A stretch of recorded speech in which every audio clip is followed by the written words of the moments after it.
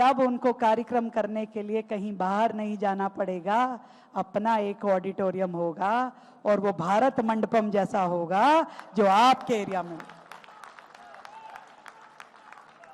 ये जो LU MU वाली रोड है, जब रामलीला होती थी, ये रामलीला कमेटी वाले नहीं दिख रहे भाई मुझे, किशन वासिया जी वगैरह, एक राजेश जी दिख रहे, बाकी का है। ये प्रोजेक्ट कैंसिल करो भाई इनका, बैठे हुए हैं ना, हाँ खड़े हैं भाई, ठीक है फिर ठीक है, प्रोजेक्ट चलने दो। वहां पे LU स्कूल को हमने HU के स्कूल के साथ मर्ज कर दिया और अब LU में एक कम्युनिटी हॉल और एक मल्टी लेवल पार्किंग बना रहे हैं भाई, क्योंकि उस सड़क पे बहुत सारे धार्मिक संस्थान भी है, रोज कार्यक्रम होते हैं और विशेष रूप से जब PU रामलीला ग्राउंड में कार्यक्रम होते हैं या रामलीला होती है तो गाड़ियां खड़ी करने की जगह नहीं बचती थी। ये पार्किंग तैयार हो जाएगी, ये कम्युनिटी हॉल बन जाएगा, तो इस क्षेत्र के सब लोग जो कहते थे कि उत्तरी पीतमपुरा में कोई एक भी सामुदायिक भवन नहीं है, इससे उनको लाभ मिलेगा।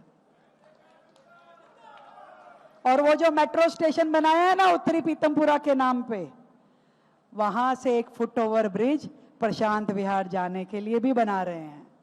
और ऐसे ही मधुबन चौक सबसे व्यस्ततम चौक में से है, सड़क क्रॉस करने में दिक्कत होती थी, एक्सीडेंट होते थे। एक स्काई वॉक जो चारों तरफ की सड़कों को जोड़ेगा, वो मधुबन चौक पे बनाने की योजना बन चुकी है। एक एलिवेटेड रोड का सपना सालों से इस विधानसभा के लोगों का था, इंदरलोक मेट्रो स्टेशन से लेके UER 2 तक, क्योंकि पहले थोड़ा सा सोचा था कि शालीमार बाग की आउटर रिंग रोड से इनर रिंग रोड तक, फिर थोड़ा बढ़ा दिया तो इंदरलोक से आउटर रिंग रोड तक, फिर बैठे तो थोड़ा और बढ़ा दिया कि इसको UER 2 तक ही ले जाओ। अब कहने वाले कह रहे हैं UER 2 तक छोड़ो, हरियाणा तक जाके सड़क डालो। तो 5,000 करोड़ की लागत के इस मल्टी लेवल एक्सप्रेस वे की तैयारी कर दी गई है, एलिवेटेड रोड की तैयारी कर दी गई है, जिसका DPR बन चुका है, केंद्र की कैबिनेट में जाएगा तो आपका ये सपना भी साकार हो पाएगा। हैदरपुर में आपको हैरानी होगी, इतने साल हो गए आजादी को, दिल्ली शहर बने, ये गांव बसे, ये शालीमार बाग विधानसभा बने, एक 12वीं तक का स्कूल नहीं था भाई, 12वीं तक का कोई स्कूल नहीं था। क्यों हैदरपुर वालों? एक स्कूल नहीं था। 5,000 गज जगह अभी ली है और उसमें एक शानदार स्कूल जो पूरी दिल्ली में सबसे बढ़िया स्कूल बनेगा, वो आपको मैं देने वाली हूं। पहले ये लोग क्या कहते थे पता है, हैदरपुर वाले जब पीतमपुरा जाते थे या शालीमार, कह रहे रेजिडेंशियल प्रूफ दिखाओ। अब हैदरपुर में जाने के लिए पूछेंगे ना जब तुम्हारा बच्चा उधर, तो आप भी कहना भाई हैदरपुर वालों कि रेजिडेंशियल प्रूफ दिखाओ, कि हैदरपुर वाला ही के एडमिशन होगा, पहले जगह बचेगी तो फिर दूसरे का होगा। ऐसा शानदार स्कूल, फिर एक शानदार कम्युनिटी हॉल पीतमपुरा से भी ज्यादा बढ़िया वाला, शालामार गांव और हैदरपुर के बीच में 30 करोड़ की लागत से बनने की शुरुआत हो रही है। नक्शा तैयार हो चुका है, बहुत जल्द उसके टेंडर लगाएंगे, वो बनेगा तो पूरे के पूरे हमारी इस विधानसभा के लोगों को उसका फायदा होगा। एक नया हॉस्पिटल जो पिछली सरकार के समय का 4 साल से बंद पड़ा है, जितना बना था वो भी मिट्टी हो गया, ऐसा हो गया कि समझ में नहीं आ रहा क्या बनाएं, इसका क्या करें। पर उस अस्पताल को भी रिवाइव करने के लिए प्रोजेक्ट पे हमने कंसल्टेंट लगा दिया है जो बता सके कि इसको कैसे उपयोग करें और कैसे इसे जल्द से जल्द बनाएं, तो आपका अपना इस विधानसभा में एक सरकारी अस्पताल भी तैयार होगा। एक और चीज बताऊं, तुम्हारा जी नहीं भर रहा, इतने बता दिए, अब तो कहो कि बस बहुत हो गया, कुछ आगे के लिए भी रख दो। जो आयुर्वेदिक अस्पताल है हैदरपुर और शालामार के बीच में, वहां पे एक नेचुरोपैथी सेंटर, जो जिंदल जाते हैं ना, अब उनको जिंदल जाने की जरूरत नहीं पड़ेगी, टाइम तो जरूर लगेगा 2-3 साल का, पर यहीं बनवा देंगे, यहीं पे आप ले लेना, आयुर्वेदिक थेरेपी हो या फिर नेचुरोपैथी हो। और एक चीज बताती हूं भाई, हमारे झुग्गी के जितने भाई बहन बैठे हैं, जरा हाथ खड़ा करो, दिखाई कम दे रहे हो भाई। दिल्ली में जो मोदी जी बात कह के गए थे, जहां झुग्गी वहां मकान, अभी तक तो पिछली सरकार उसको करने नहीं देती थी। आपकी इस बहन ने मोदी जी के आशीर्वाद से, अमित शाह जी के नेतृत्व में जहां झुग्गी वहां मकान की पूरी तैयारी कर दी है। बहुत जल्द इस पे काम शुरू हो रहा है। सर्वे वाले आने शुरू हो गए होंगे, सर्वे वाले पहुंच रहे हैं, सर्वे करा लेना, बाद में मत कहना कि नाम नहीं था हमारा। तो सर्वे वाले भी आएंगे, आपकी निशानदेही भी करेंगे, और अगर वहीं बन सकेगा तो वहीं, नहीं तो 1-1.5 किलोमीटर के अंदर अंदर बना के आपको बढ़िया मकान देंगे। और मकान के साथ वहीं पे वो सारी सुविधाएं भी करवाऊंगी, चाहे ई रिक्शा के लिए चार्जिंग स्टेशन हो, चाहे आयुष्मान आरोग्य मंदिर हो, चाहे छोटे बच्चे का स्कूल हो, चाहे वहीं पे आपकी छोटी दुकानों का हाट हो। एक टाउनशिप बनेगी हमारे झुग्गी के भाई बहनों के लिए, बच्चों के खेलने का पार्क हो, सामुदायिक भवन हो, झुग्गी का पूरा परिसर एक तरीके से शानदार टाउनशिप में बदल करके आपको दिया जाएगा। ताली कम है भाई।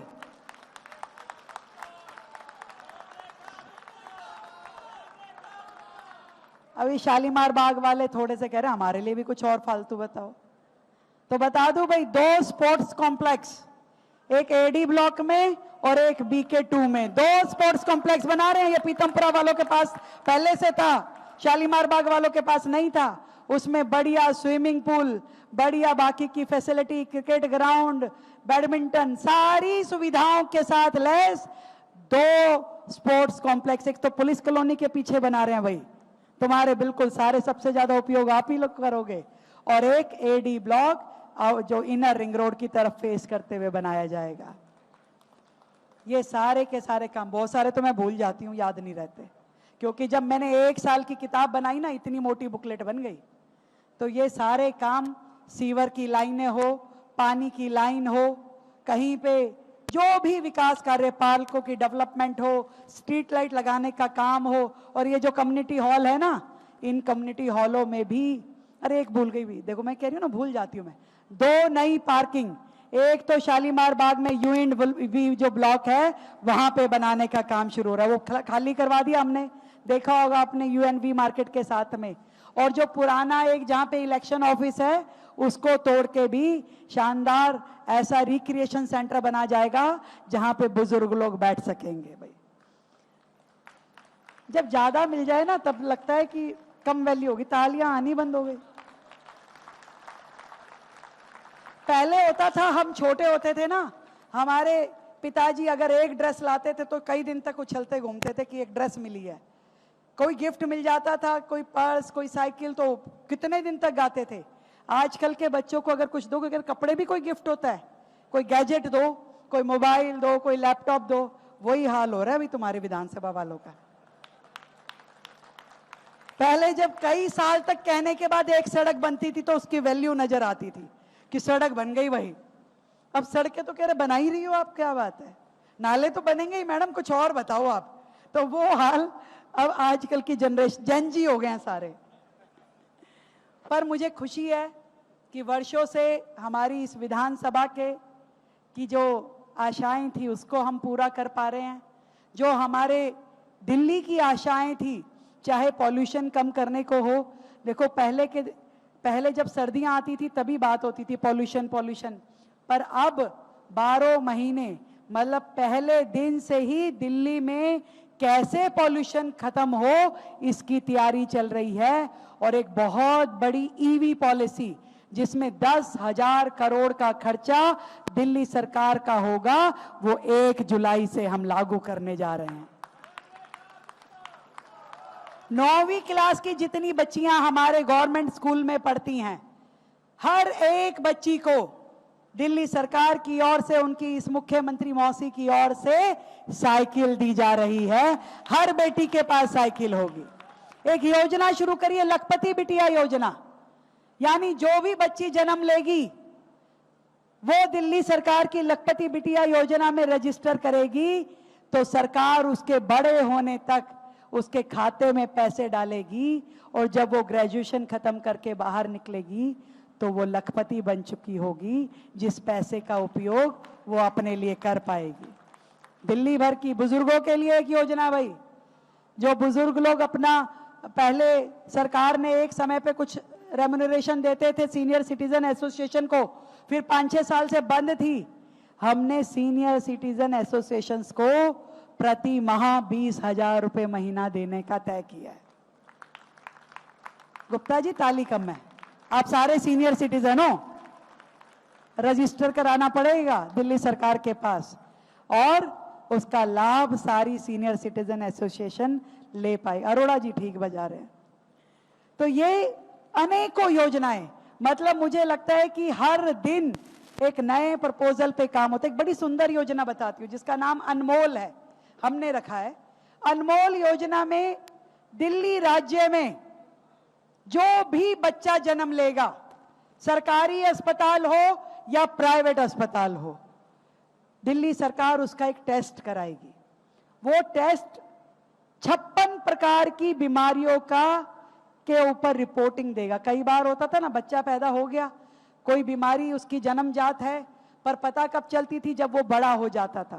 और ऐसी असाधारण बीमारी के कारण से पूरा जीवन वो दिव्यांग रहता था, उसके माँ बाप परेशान रहते थे। पर हमने, सरकार अपने खर्चे पे हर बच्चे का वो टेस्ट कराएगी जो बाजार में 10,000 रुपए का है, ताकि उस बच्चे की वो बीमारी वहीं पकड़ में आ जाए और उसका इलाज शुरू हो सके। मैं अखबार में पढ़ रही थी कि तमिलनाडु कह रहा है कि जो बच्चा पैदा होगा एक अंगूठी देंगे। भाई अंगूठी ना देंगे, हम तो उस अनमोल बच्चे का जीवन स्वस्थ रखने के लिए अपनी ओर से उसके स्वस्थ जीवन का आशीर्वाद देंगे, ताकि कोई बच्चा ऐसी असाधारण बीमारी से ग्रसित ना हो, उसका समय पे इलाज हो जाए, माँ बाप भी सुखी हो और वो बालक भी अपना जीवन अच्छे से जी पाए। दिल्ली में पेड़ लगाने का एक बड़ा अभियान चल रहा है। 70 लाख पेड़ दिल्ली में लगाए जाएंगे। दिल्ली सरकार ने ये जिम्मेदारी उठाई है।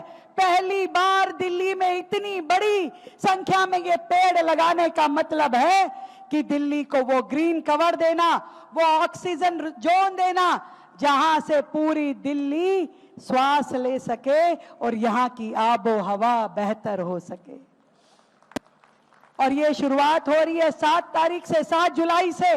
माननीय गृह मंत्री जी स्वयं आकर के सबसे पहले पौधे लगाएंगे और उसके बाद में हम सब नागरिक अपने अपने क्षेत्र में पौधे लगाएंगे।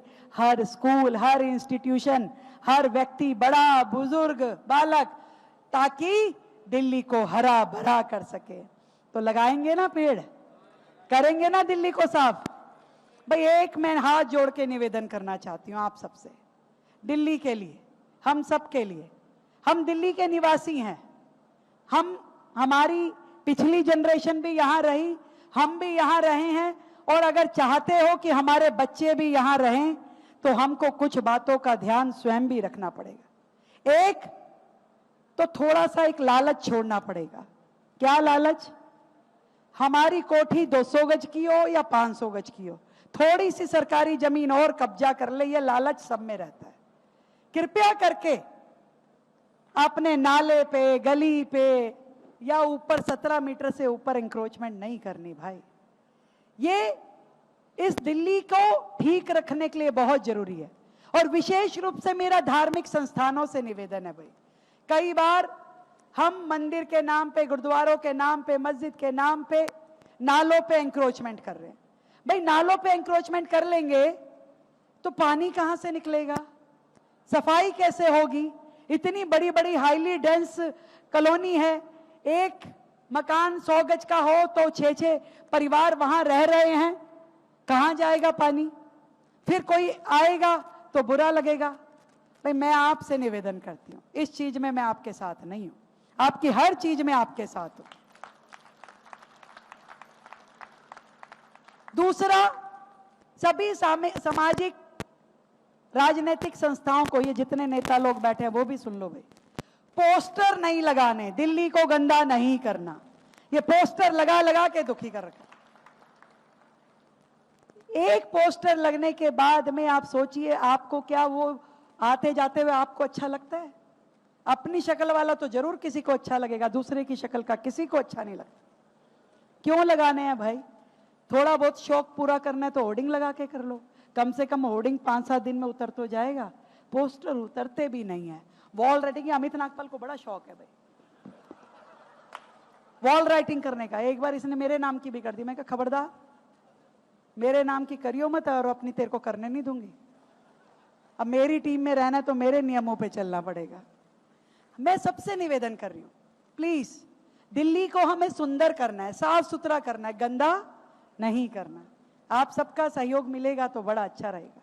तीसरा, हम लोग अपने घर की जो खंडित मूर्तियां हैं, पूजन सामग्री जो नहरों में डाल के आ जाते हैं, पेड़ के किनारे पे रख आते हैं, प्लीज नहीं करना। हम पूरी दिल्ली में 250 वार्ड है, 250 जगह में शानदार पोटा कैबिन लगवा रही हूं ताकि कोई भी खंडित मूर्ति हो वहां रख दो भाई, कोई पूजन सामग्री है वहां रख दो। और ये मंदिर वाली समितियां बैठी हैं, गुरुद्वारे की समितियां बैठी हैं भाई, आप लोग वहां पे भी ऐसा कोई कंटेनर रख सकते हो जहां इकट्ठा कर लो। इकट्ठा करने के बाद सरकारी कंटेनर में जाके डाल दो। आपके यहाँ की भगवान जी की मूर्ति का सम्मान सहित रिसाइकिल करना सरकार की जिम्मेवारी है, पर नहर में नहीं डालनी भाई, नदियों में नहीं डालनी, गंदगी बढ़ती है। मैं आज भी मां यमुना की सफाई कर रही थी तो भगवान के वस्त्र, पूजन सामग्री थैली में लिपटी हुई धाड़ करके डाल दी, नारियल धाड़ करके डाल दिए। कितनी गंदगी होती है। यमुना जी ऐसे गंदी नहीं हो रही, हमारे कारण गंदी हो रही है। मेरा निवेदन है आप लोगों से, कृपया करके इसका ध्यान दें। और चौथा, गंदगी, अपना घर साफ, बाकी ले पुराना सोफा सेंटर वर्ज में, ले पुराना सामान यहां रख दो, वहां रख दो। नहीं भाई, यथास्थान पहुंचाओ। कोठी बन रही है, मलबा 100 रुपए दिया, जा कहीं भी डाला। ये शालीमार बाग क्लब की लेन में मैं कितना बार उठवा चुकी। क्यों भाई? हमने तो जेई के स्टोर में मलबा साइट बनाई हुई है, फ्री में ले रहे हैं। यहां तक कि एक ऐप शुरू कर दी कि फोन कर दो, हम ही उठा के ले जाएंगे। 1 क्विंटल तक का कूड़ा जो ये मलबा है खुद ही ले जाएंगी सरकार। पर कृपया करके रोड साइड पे नहीं डालना। कैसे दिल्ली साफ होगी? जितना साफ करो उतना ही खराब होता जाता है, तो ऐसे तो काम नहीं चलेगा। ये सारे कुछ नियम, ये जैसे ही मैंने बिल्डिंग की बात करी है, देखो निकल पड़े लांबा जी, क्योंकि सबसे ज्यादा गड़बड़ यही करते हैं, और भंडारी जी भी। ये हम सबके करने लायक काम है। अगर दिल्ली का हर एक व्यक्ति इस काम में लग जाता है, मैं आपको विश्वास दिलाती हूं कि इस 5 साल के अंदर दिल्ली को हम वो शहर बना देंगे जहां आपको रहने का भी आनंद आएगा और अपने बच्चों को आप कह सकेंगे विदेश नहीं, यहीं पे रह, तेरे लिए सब कुछ यहीं है। मैं आप सबके आशीर्वाद के लिए बहुत धन्यवाद देती हूं। अब एक चीज और सूचना दे रही हूं भाई, SIR की जानकारी है ना सबको? है कि नहीं है? तो SIR में यदि आपने अपना फॉर्म दोबारा नहीं भरा तो वोट नहीं बनेगा दोबारा, ये बात समझ लेना।